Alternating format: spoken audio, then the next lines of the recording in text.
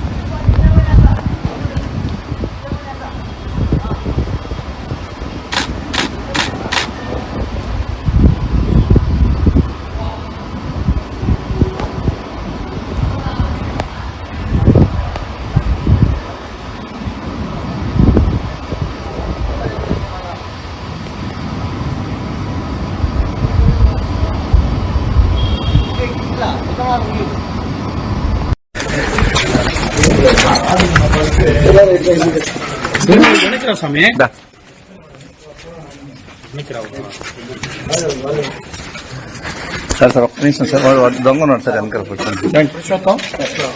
ఏ ఊరు మీది? ఏ ఊరు?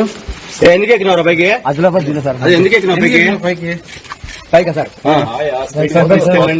అంటే ఎవరు చంపేస్తున్నారు? ఆడ ఒక మేడం తీసుకెళ్ళి అది ఎవరు ఎవరు మేడము? నువ్వు ఎందుకు ఎక్కావు పైకి? దేవుడి పైకి ఎక్కినావు. తప్పు కదా, తప్పు కదా అట్లా అట్లా తప్పు కదా, అట్లా అవును.